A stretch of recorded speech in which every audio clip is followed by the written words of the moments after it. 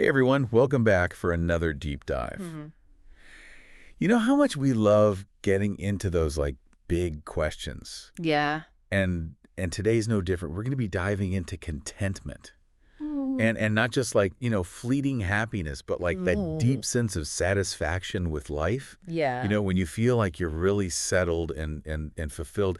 And maybe you're feeling a little bit lost, or maybe you're just curious about how to build a life that feels more fulfilling. Hmm. I think whatever brought you here, we're going to dive into some really powerful insights from Kiva, from Tenmentors, Yes. to kind of help unpack this. And joining me to break it all down is our expert, Hey. who is just amazing at connecting the dots and seeing the bigger picture. Oh, I'm excited to dig into this with you. I think her insights are really fascinating, especially this idea of contentment being different from just fleeting happiness. Yeah. It's more about a deeper, sustainable sense of well-being. Yeah. I was really struck by how Kiva pointed out that we often look externally for happiness. Yes. Like, if only I had this, or if only this person did that, then I'd be happy. Right.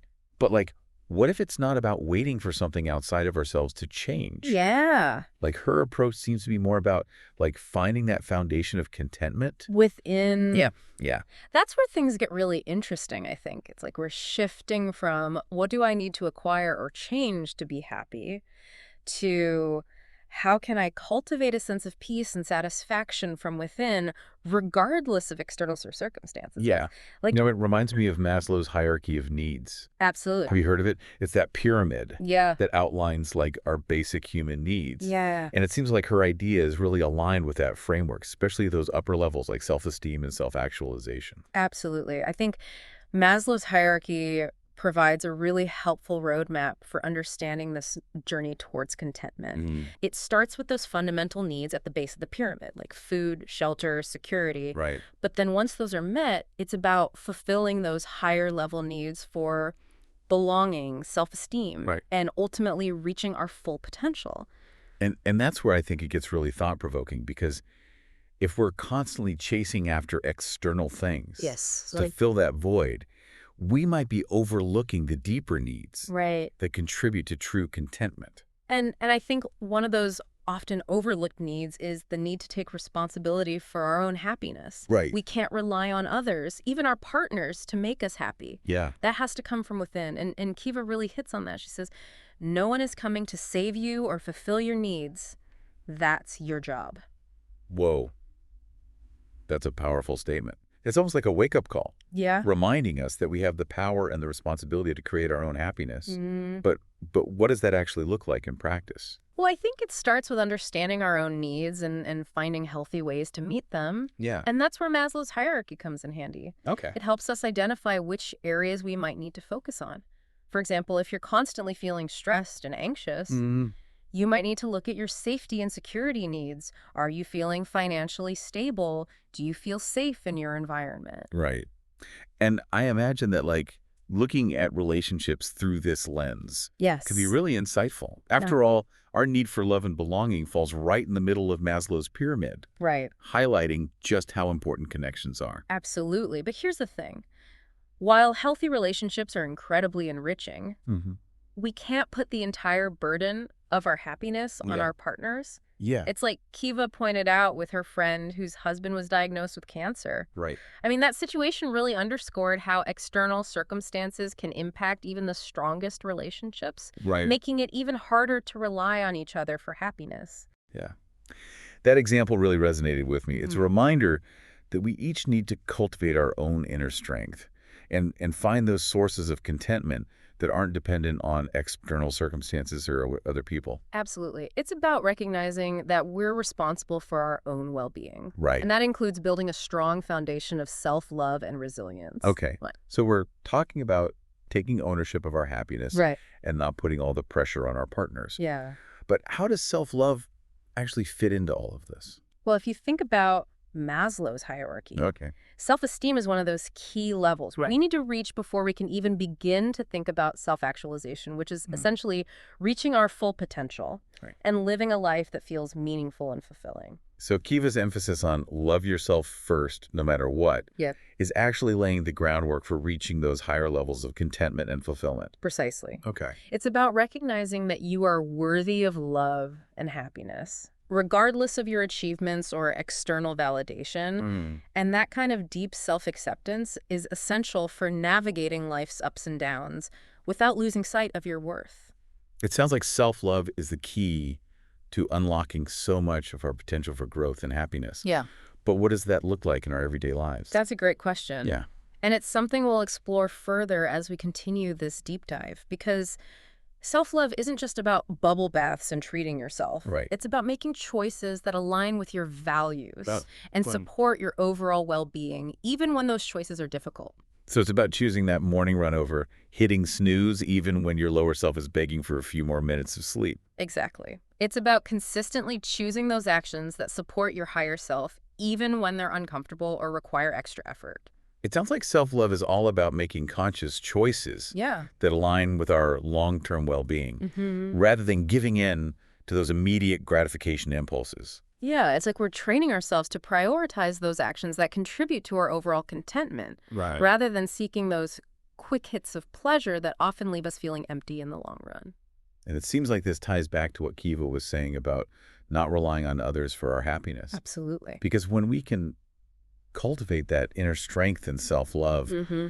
we're less likely to seek validation or fulfillment from external sources. Absolutely. It's about recognizing that true contentment comes from within, and that we have the power to create a life that feels fulfilling, regardless of our relationship status or external circumstances. And that's a really empowering message, isn't it? It's like we're taking back control of our own happiness Mhm. and creating a foundation for a more fulfilling and meaningful life. Exactly. Yeah. And that's what we'll continue to explore as we dive deeper into Kiva's insights. We'll unpack what it really means to love ourselves, break free from those comfort traps that hold us back, and discover how contribution plays a crucial role in this whole contentment equation. This is getting really fascinating. I can't wait to unpack these ideas further and see how they can help us all cultivate a deeper sense of contentment in our own lives. Yeah. Stay tuned for part 2 of this deep dive. You know, picking up on that idea of self-love and those choices we make, it's fascinating how Kiva highlights this comfort trap. Mm-hmm. You know, we often stay stuck in situations that are familiar, even if they aren't truly serving us. It's so true. It's like we get comfortable with a certain level of contentment, even if it's not truly fulfilling. But how do we break free from that? Well, I think it starts with recognizing that true growth and ultimately deeper contentment often lies beyond our comfort zones. Yeah. It's like climbing a mountain. It's Hmm. challenging. It takes effort, Right. but the view from the top and that sense of accomplishment make it all worthwhile. So are you saying that we need to constantly be striving for something more, something bigger? That sounds exhausting. Not necessarily. Okay. It's not about constantly chasing after some grand achievement or external marker of success. Mhm. It's more about those small incremental steps Mhm. we take to push ourselves beyond our perceived limits. Okay, so it's not about becoming an ultramarathon runner or climbing Mount Everest. It's about those everyday challenges, Right. those moments where we choose to step outside of our comfort zones in small but meaningful ways. Exactly. And that's where that self-awareness piece comes in. Right. It's about recognizing those moments where we're holding ourselves back out of fear or inertia, Yeah.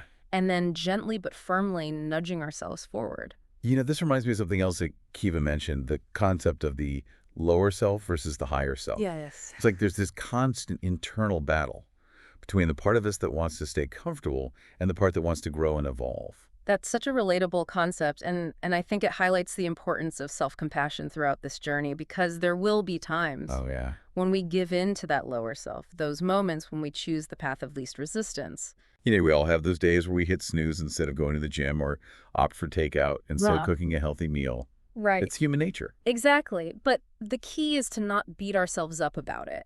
It's Mhm. about recognizing those moments as opportunities for learning and growth, and then gently redirecting ourselves back towards those choices that align with our higher selves. It sounds like this whole contentment journey is a balancing act between pushing ourselves and practicing self-compassion. I think you're spot on. It's about finding that sweet spot between challenging ourselves to grow and being kind to ourselves when we stumble, Yeah. and recognizing that both are essential for sustainable progress. Okay, so we've talked about taking ownership of our happiness, the importance of self-love, Hmm. and the need to break free from those comfort traps. Yeah. But what about that top tier of Maslow's pyramid, self-actualization? Right. Where does that fit into this whole contentment picture? That's where things get really interesting because Kiva brings up this idea of contribution as being a key component of true contentment. It's not just about our own individual happiness. It's Hmm. about finding ways to make a positive impact on the world around us. I love that idea. It's like we're tapping into something larger than ourselves, Yeah. connecting to a sense of purpose that extends beyond our own individual needs and desires. And that sense of purpose can be incredibly fulfilling. It gives our lives meaning. Yeah, It helps us feel like we're part of something bigger than ourselves. And when we think about Maslow's hierarchy, it makes perfect sense. right. Self-actualization, that top level is all about reaching our full potential and contributing to something beyond ourselves. So it's not just about feeling good, it's about doing good. Exactly. It's about aligning our actions with our values Hmm. and finding ways to make a positive impact, whether it's through our work, Yeah. our relationships, or our involvement in our communities. It's interesting to think about how this all connects back to the idea of not relying on our partners for our happiness. Mm-hmm. Because when we have that sense of purpose and contribution, Yes. we're not putting all the pressure on our relationships to provide us with meaning and fulfillment. I think that's a really important point because healthy relationships are about shared experiences and mutual support, not about one person being solely responsible for the other person's happiness. It's like we're each bringing our own light to the table, Yeah. creating a brighter space together, Yeah. but we're not relying on the other person to be our only source of light. Right. We each have our own inner flame to tend to. And when we tend to our own flames, when we cultivate that inner sense of contentment and purpose, Yeah. we're better equipped to show up authentically and generously in our relationships. It sounds like this whole contentment journey is really about cultivating a deeper sense of self-awareness, Mm-hmm. embracing personal growth, and Mm-hmm. and finding those avenues for contribution that feel meaningful to us. And recognizing that it's an ongoing process, there will be ups and downs, moments of doubt and moments of clarity. Right. But as long as we keep moving forward, even if it's just one small step at a time, Hmm. we're on the right track. It's like we're all works in progress, constantly evolving and learning as we go. Yeah. And there's a real beauty in that exercise, isn't there? The journey itself is where the real magic happens. Absolutely. And that's what makes this exploration of contentment so fascinating. Yeah. It's not about reaching some final destination. It's about embracing the journey and discovering what it truly means to live a fulfilling and meaningful life. I'm really enjoying this conversation. I feel like we're starting to uncover some really powerful insights about how to create a life that feels truly aligned with our values and aspirations. And we're just getting started in the next part of this deep dive.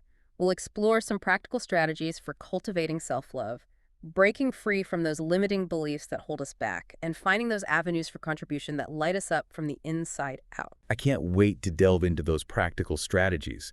This is already giving me so much to think about. Stay tuned for part 3, where we'll get down to the nitty-gritty of putting these insights into action.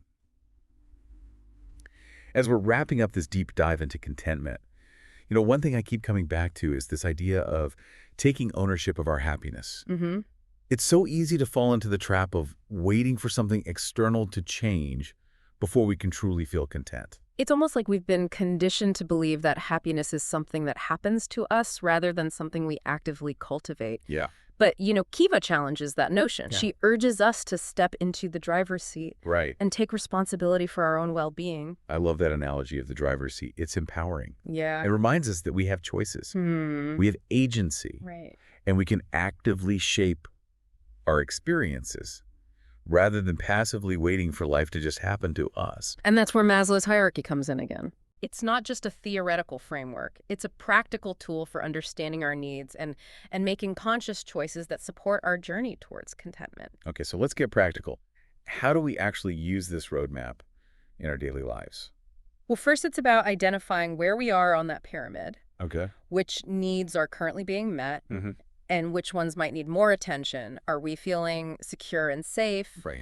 Do we have strong social connections? Yeah. Are we engaging in activities that boost our self-esteem? So it's about taking stock of our current situation and recognizing those areas where we might be feeling a bit depleted or unfulfilled. Exactly, and then we can start to make conscious choices that nourish those needs. Right. It might be as simple as scheduling in more time for self-care, Right. reaching out to a friend we haven't spoken to in a while, or taking on a new challenge that pushes us outside of our comfort zone. It's interesting to think about how those small, seemingly insignificant choices can actually have a ripple effect. on our overall sense of contentment, it's like we're creating a more solid foundation for ourselves, one brick at a time. And that foundation allows us to weather those inevitable storms that Oh. life throws our way. Because let's face it, there Yeah. will be challenges, there will be setbacks. Yeah. And there will be times when our sense of contentment feels shaken. It sounds like having that strong foundation of self-awareness, Mm-hmm. self-love, Yeah. and purposeful contribution can help us navigate those difficult times with more resilience and grace. I think you're right, because when we know what truly matters to us, Yeah. when we have that inner compass guiding our choices, we're less likely to get derailed by external circumstances. So it's about cultivating that inner strength and knowing that we have the resources within ourselves to navigate whatever life throws our way. And knowing that we don't have to do it alone. Right. We have our support systems, Yeah. our loved ones, and even professional guidance if we need it. But ultimately, it's about recognizing that we are the architects of our own contentment. I love that we are the architects of our own contentment. Yeah. It's a powerful reminder that we have the power to create a life that feels meaningful and fulfilling, one conscious choice at a time. And it's a journey that's worth taking. Yeah. Because contentment isn't about achieving some static state of perfection. Right. It's about embracing the ebb and flow of life and finding those moments of peace and joy amidst the chaos. Well, deep divers, we've covered a lot of ground in this exploration of contentment. We have. We've talked about Maslow's hierarchy self-love contribution and the importance of taking ownership of our happiness. Yeah. And as we wrap up this deep dive, I'd love to hear from you what resonated with you the most. What stood out to me was this idea that contentment is an ongoing process, Right. not a destination. It's about those small daily choices that align with our values and nourish our needs. It's about showing up authentically in our relationships and finding those avenues for contribution that light us up from the inside out. And it's about remembering that we're all works in progress. Yeah. We don't have to have it all figured out. We just need to keep moving forward one step at a time with curiosity, compassion, and a willingness to embrace the journey. And if there's one thing I hope you take away from this deep dive, it's this. Okay. You have the power to create a life that feels truly fulfilling. So keep exploring, keep growing, and keep choosing contentment. Thanks for joining us on this deep dive. Until next time, keep diving deep and keep seeking those moments of true contentment.